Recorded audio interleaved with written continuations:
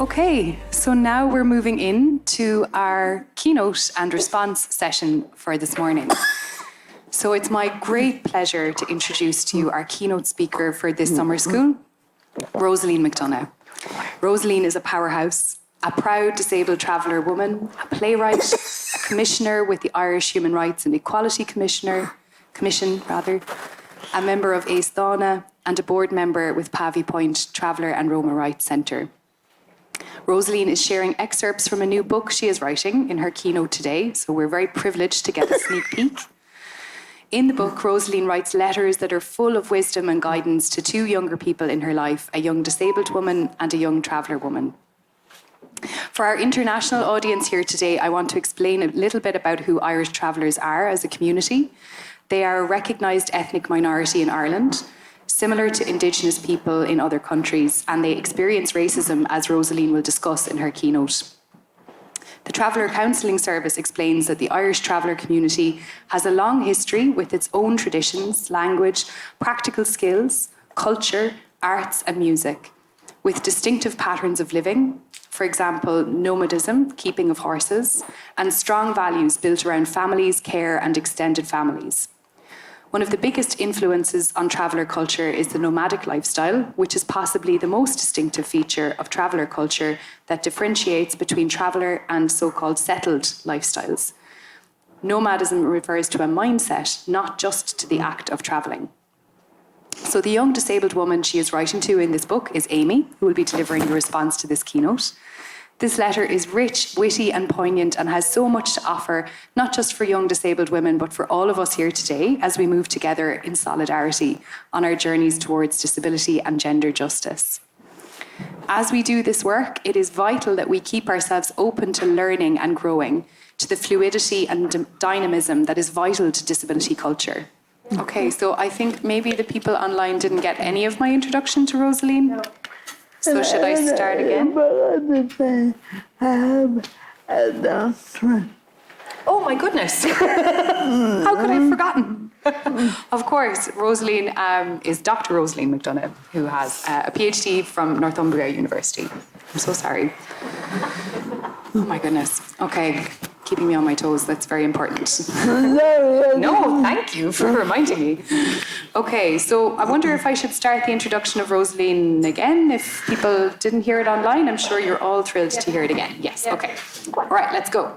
It was very fast also. So. Oh, my usual habit. I'm so sorry, Theresia. I will try to slow down.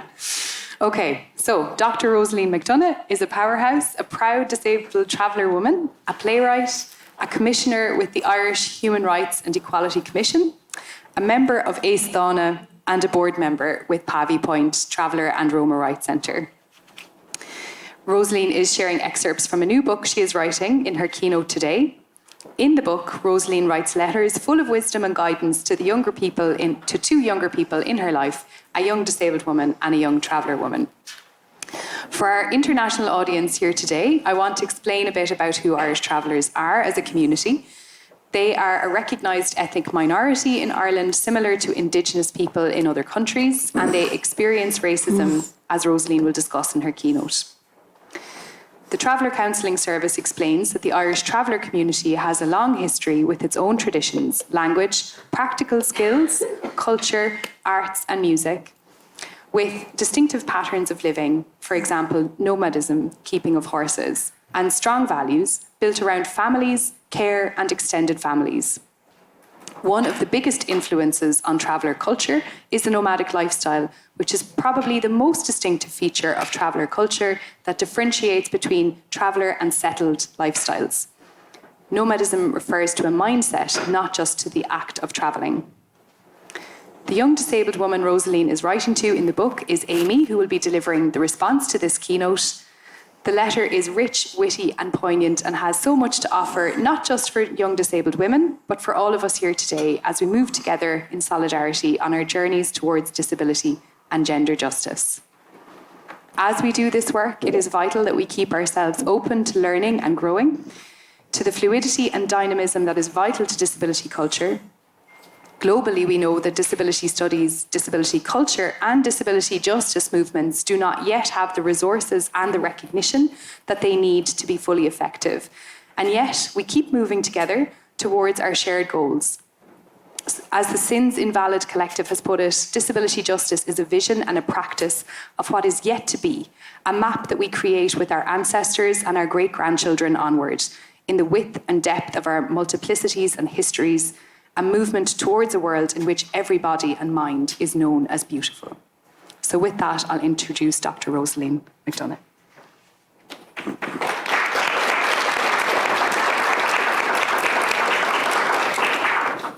Good morning, and thank you for having me here, Eleanor, and my dear Amy.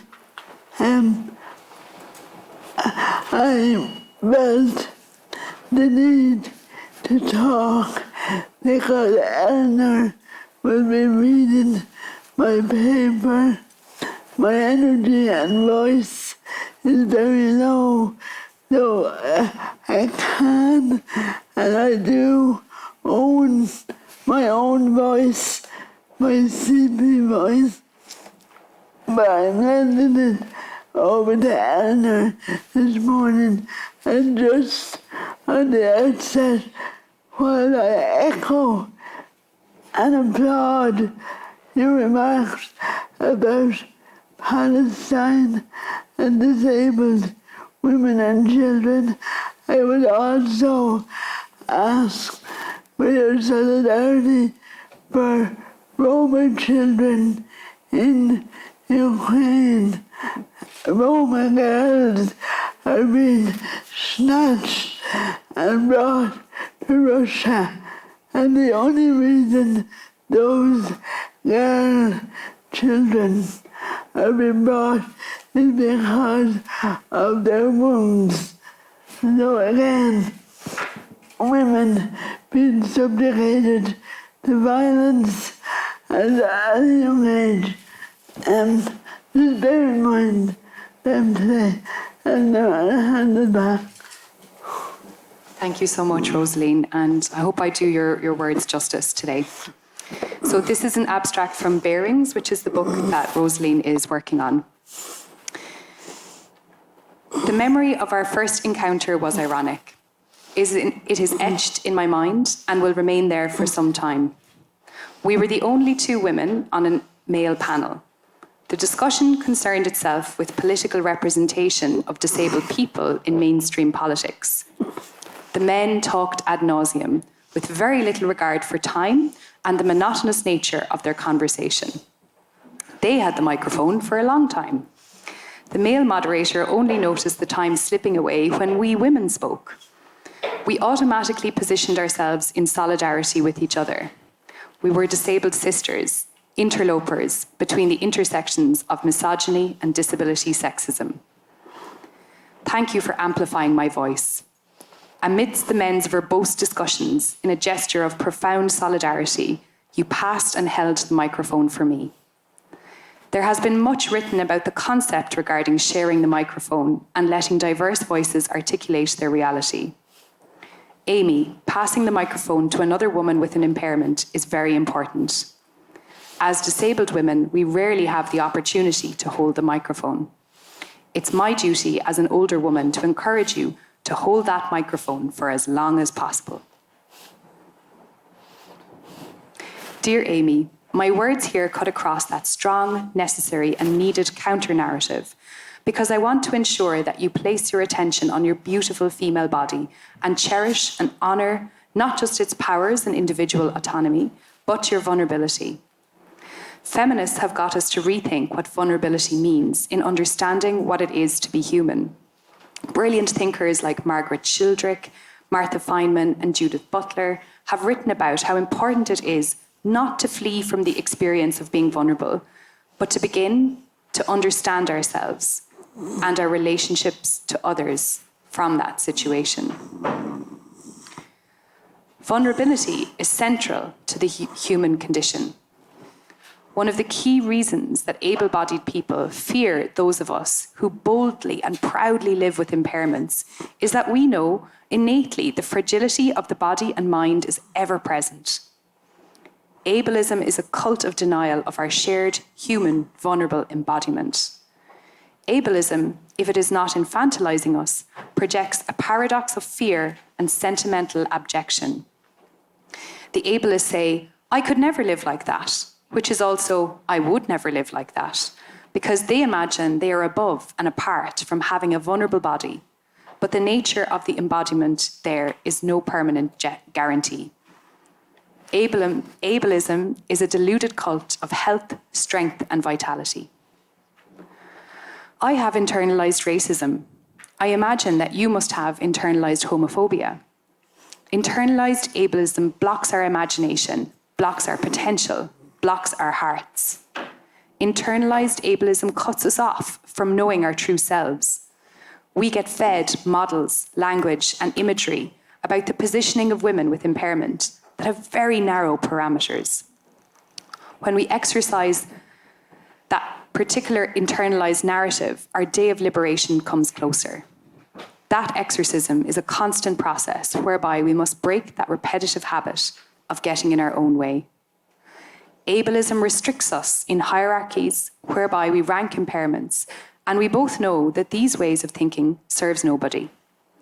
We collude with ableism, racism, homophobia when we internalize aspects of its values. Amy, you need to find your own route out of these tangles. The first and most important act of authenticity is to recognize when these forces internally flare within us. We can find that we are in collusion with these forces because we are just too busy coping. In this age of social media, we talk of things going viral. Ableism is not just a virus sweeping our body politic. It is one of the key ways that reality is currently structured, and it distorts and can destroy us. It is very difficult to change our consciousness, which has been constructed through the ableist lens. It is difficult not to collude. I won't say it's impossible to eradicate internalized ableism. I will say it is a constant nuisance.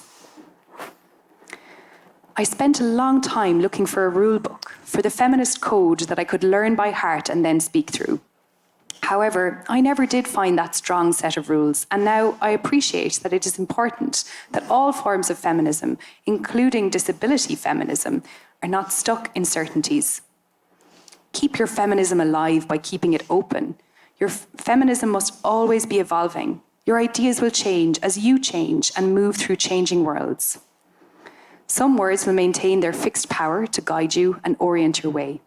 Patriarchy, sexism, misogyny, ableism. But you will deepen and complicate your understanding of these terms. Never feel afraid to change position, to change your mind. Embrace that change as a freedom to have a better understanding, a better analysis, a more clear sense of where you are and where you are going. Never let your feminism become paranoid with maintaining defensive positions. I hope you enjoy the intellectual work with feminist ideas. There is a joy in spinning those theories that describe our experiences and those concepts we construct for the new territories we need. However, the intricacies of that work can never fully contain all aspects of all our lives, and we must treat those ideas as grab rails and ramps, just conduits to bring us into an ever more inclusive world. Our evolving language is a disability apparatus that helps us move. The words and concepts point to, but are not ultimately our destination. We can often find ourselves in awkward positions around women who are full-time carers working in their homes. We can feel blame and guilt for being responsible for keeping women, often our mothers, in these never-ending positions of having to care for their disabled adult children. We also have the ongoing experience in debates about abortion, where a feminist position seems to be arguing in support of a woman who learns that the fetus has impairments and therefore wants a termination. These are emotionally draining conversations. They can be overwhelming, and we can feel polarized from other feminists. We experience the pain of holding contradictory positions, where we are tied up in knots, leading to being overwhelmed and unable to think creatively and bring new solutions to the debate. The only advice I have for you is that I have tried to train myself to stay in dialogue and solidarity with other feminists, very painful as it is at times. I try and honour my experience as a disabled woman, living a rich life, and remain at the table, even as it feels like feminists are arguing that a disabled baby is not worth giving life to. I try and put the other woman first. In some aspects, I feel that my generation failed you. We didn't finish the job. Currently, disabled women are involved in science, literature, business, politics, teaching. Our worlds are expanding. Yet, there's a guilt in knowing that all disabled women don't have access or opportunity. Ableism and social policy reinforce each other. Enjoy the pleasures and the access you have, but once in a while, remind yourself, not too far away from you, there is a woman with impairment who may be stuck in a nursing home, stuck in a special class, stuck in a violent relationship, stuck in a war zone, stuck waiting on a wheelchair, stuck in poverty. This is the only ask I have for you. Be conscious, be aware, and be considerate to our disabled sisters who do not have what we have. My generation didn't know the word ableism. That term to name our oppression came late into my life. The second I heard the word, I knew what it meant. It felt accurate, and I knew it was going to be crucial for our thinking, our work, our lives, our struggle. Lesbians already had the word homophobia, and we travellers had the word racism. Imagine, Amy, living in a world where you don't have the word to call out your experience, of living in a world where you are bumping up against those who have all of what Peggy McIntosh calls the unearned advantage or conferred dominance of their privilege. The able-bodied just assumed their supremacy. They assumed we wanted to have bodies like theirs. Rehabilitation, which means rehousing, meant cruelly, violently, and coercively evicting us out of the home of our own bodies. They wanted us to assimilate, particularly to their mindset. This left marks, scars, and bruises on our bodies. The aesthetic experience of our disabled bodies was denigrated. It's still a huge industry, propelled by the ideology that citizenship means being able-bodied. This is why pride is our resistance against the shaming. Romance and the art of being naked. Don't be afraid of your own nakedness. Your body is yours to share as you wish. As a traveller woman, and as someone who has worked to address intimate partner violence, and as a survivor of sexual abuse, I fear criticism in speaking about sexual desire and intimacy. But what would be the point of writing to you, a young queer disabled woman, if I shied away from discussing sex?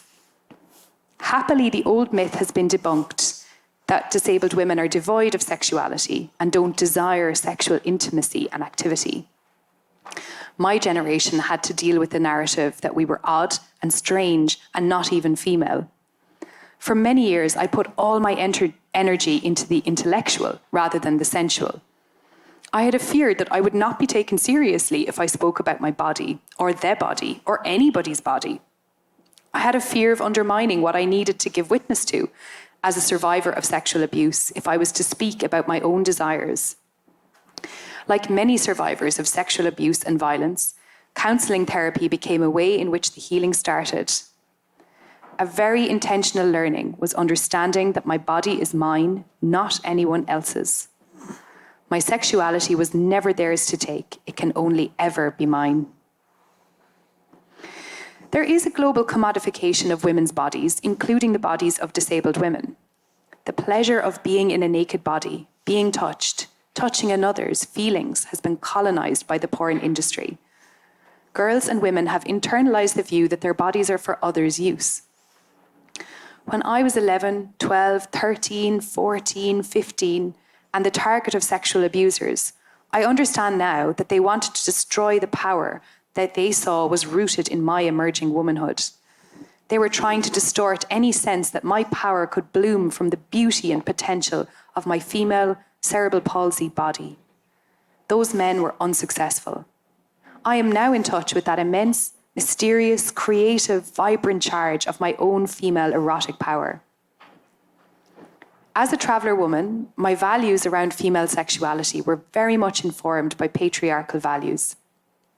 Men chose wives and families organised marriages. Historically, some women were asked if they were happy with the arrangement. By and large, most women just went along. There seemed no other option. It is only in recent years that the stigma has lessened around those who separate and divorce, and there is now potential to have a second relationship. Lesbian identities and relationships are still stigmatised in some families. Sex before marriage has traditionally been considered taboo, but of course this did not mean that sex before marriage never happened. Yet it was always the woman who was blamed and punished. Her reputation as a sexual outlaw damaged her family's reputation and had repercussions for the marriage prospects and reputations of her sisters. Slowly, these attitudes and practices are changing. Traveller men, like men in every culture, continue to have more freedom than women to express their sexuality. Too often, of course, men's sexual expression is tinged with or saturated in misogyny. These are the values I grew up with. These are the values that shaped and informed my thinking and my life experience with regard to intimacy. There were years of sadness at not being married. I wanted to be like my sisters, a mother and a wife. Amy, liberation comes in many different forms. For me, recognizing my own path of exploring sexuality was part of that. This has never made me any less of a traveller woman. I have respect for the traditional ways in which my community has organised kinship. I take these practices as fixed bearings as I have invented and found newer paths. I am very much a traveller woman, developing my way of what that means. The quickest way to attack any woman is to say she's too interested in sex, too sexually active, or to say she's sexually active and will therefore contaminate and pollute the whole community. Being a single, childless woman means that my activities are monitored by the wider community. My actions, and this includes what I write, are under surveillance and are considered as to whether or not I am bringing shame and disgrace to my family. This traditional way of viewing women and our sexuality is to be found in most cultures, and in particular in minority ethnic communities, where we are trying to prove our worth to the dominant culture. Amy, this is where my intersectional identity comes into play. My CP body is my favourite part of who I am. For my generation, cerebral palsy was towards the bottom of the disability hierarchy. We were the lowest of the low. I know this is less true for your generation. The ridicule and the mocking of my speech impediment brought me great shame and pain, and this had a profound impact on my self-esteem. Now, as an adult woman, I experience the characteristics that come with my form of cerebral palsy as treasures that are still unfolding. My body is slow. Each movement, while not precise, has its own momentum and direction. There's an elegance that is part of my CP aesthetic. I know this because I see it in other bodies with cerebral palsy. Margaret Childrick beautifully describes leaky bodies, and our CP bodies are messy, uncontrollable, yet have an erotic power. I see that erotic power extending itself through all impaired bodies. I feel my erotic power strongly when I am in the company of disabled people. My attraction has always centred on men with impairments. When I feel that erotic charge in a symbiotic mirroring with a disabled man, the toxic fog of ableism vanishes. The spice for this type of connection is not only the joy of sharing bodily impairments, but we have a shared history, a shared language, a shared way of being in the world that the ableist colonisers have tried to coercively control through infantilization, gendered segregation, sterilisation, forced contraception, emasculation, and institutionalisation and violence. I know that this crip joy of being physically intimate with another impaired body is one of the most political and defiant acts my crip body can make. I love that I have known such joy, and I honour those men. My body is inflected through my impairment, or my impairment inflects my body. We live in a world where we have been conditioned to value sexual relationships over and above friendship and other forms of intimate but not necessarily sexual relationships. Amy, you live in a world where a wide lens has opened up around sexual identity and celibacy. I know there are people who identify as pan or asexual. In my world, celibacy was viewed with curiosity and speculation. For many people with impairments, because of ableism and access issues, there isn't always the opportunity to have sexual experiences.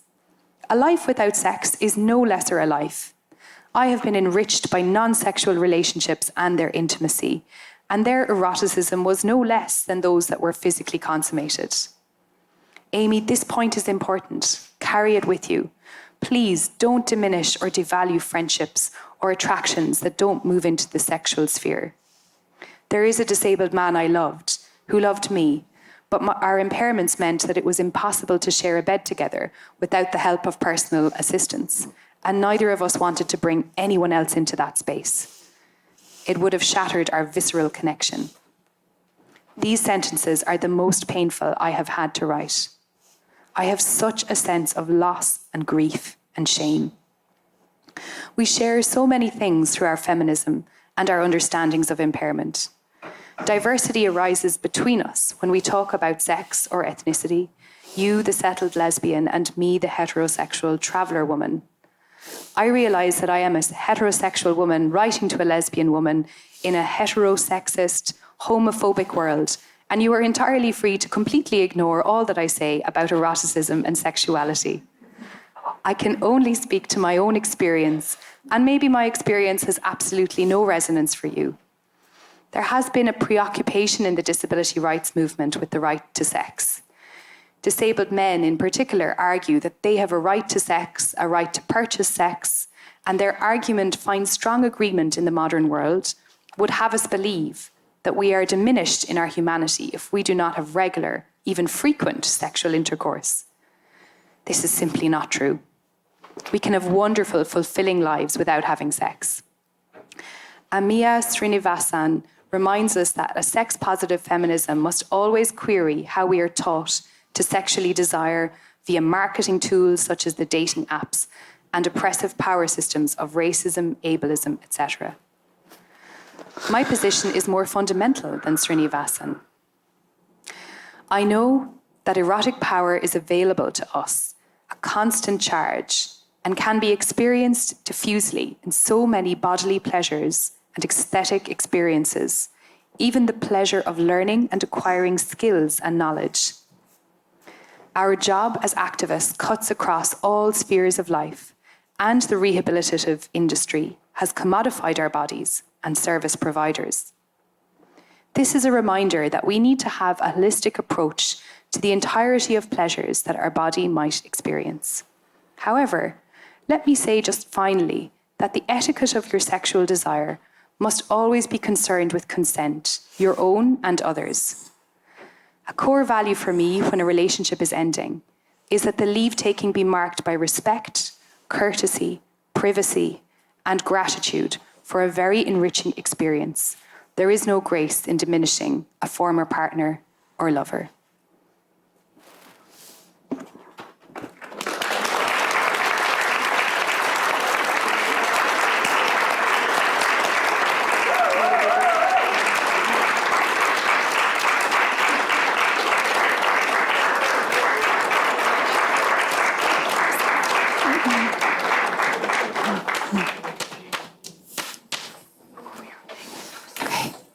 So with that, I'm going to hand over to Amy Hasset, who's going to deliver a response to the keynote.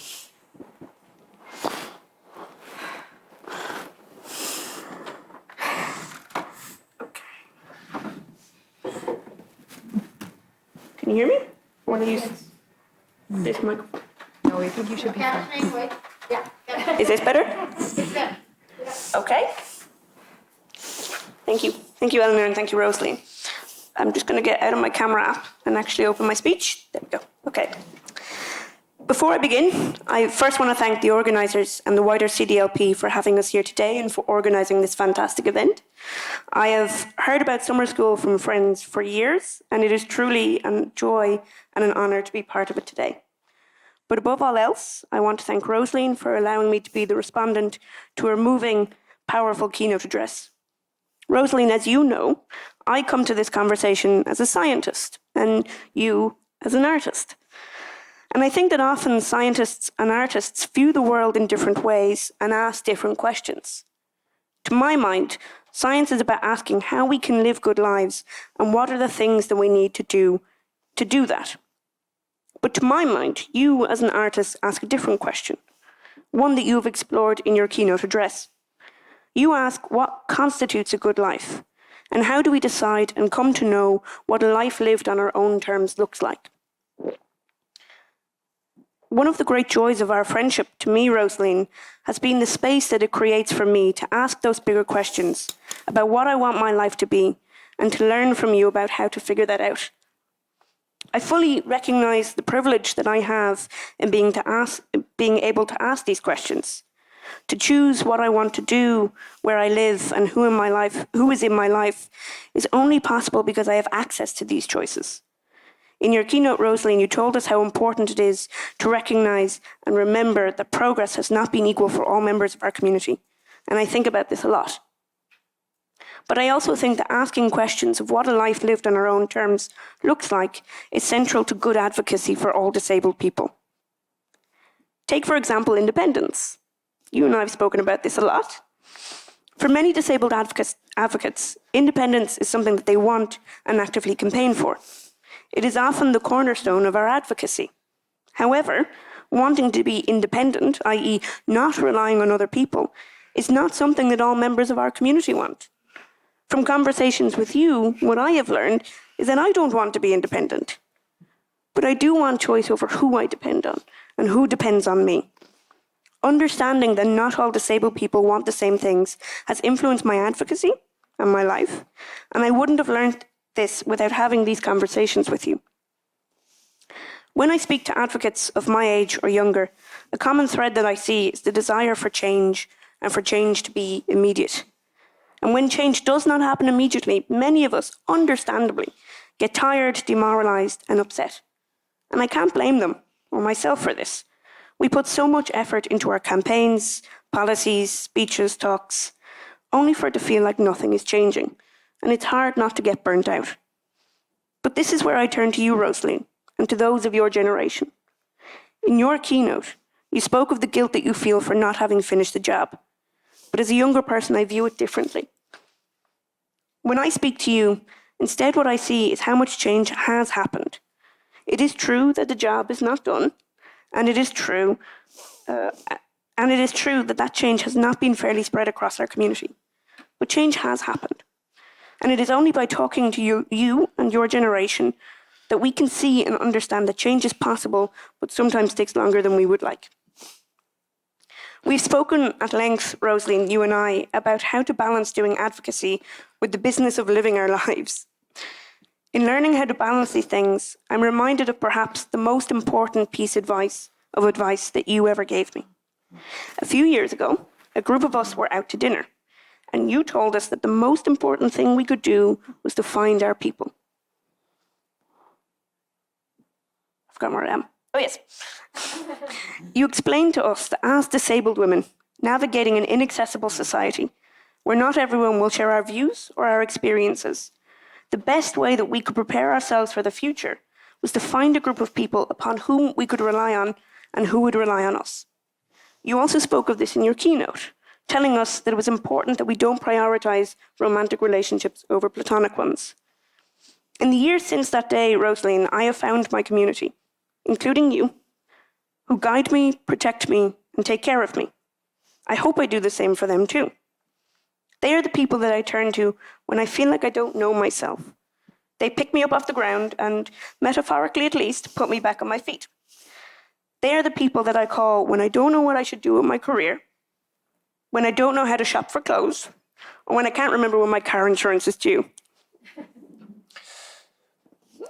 They are my family. And without your advice, Rosaleen, and without seeing the impact that your equivalent relationships have had on you, I wouldn't have known the importance of creating and then prioritizing these connections.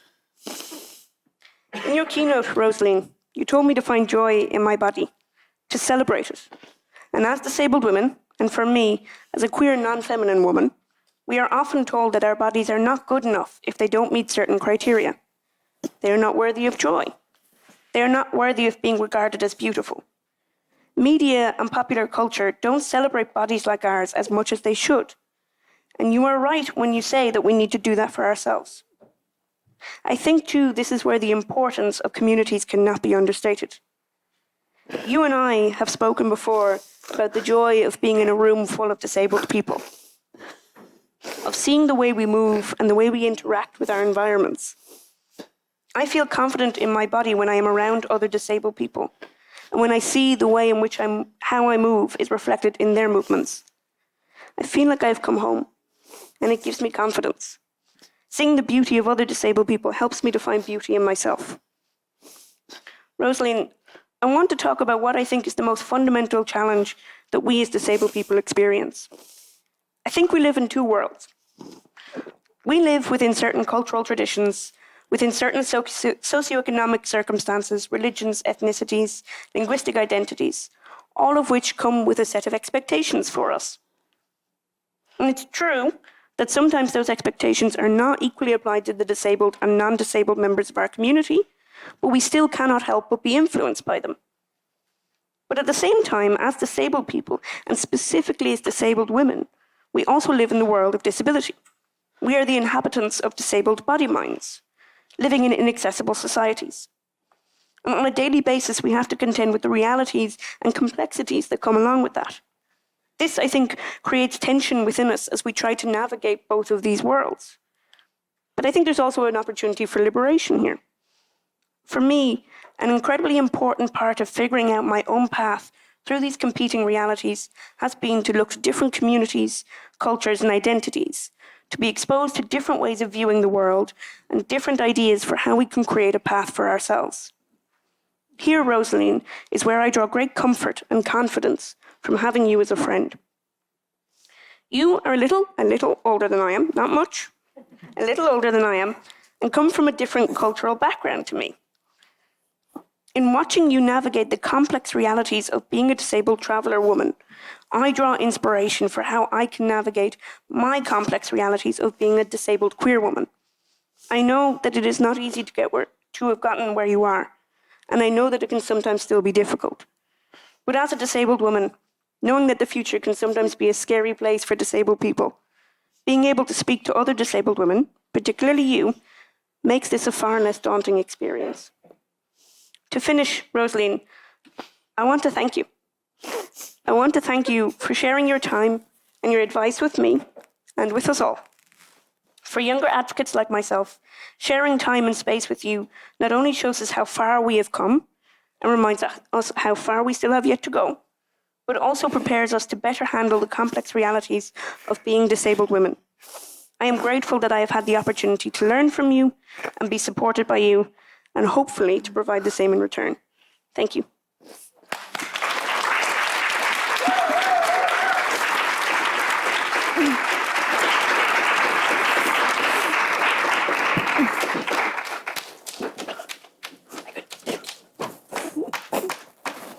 Love you, Rosaleen. I love you so much. You know that. You answer some questions now.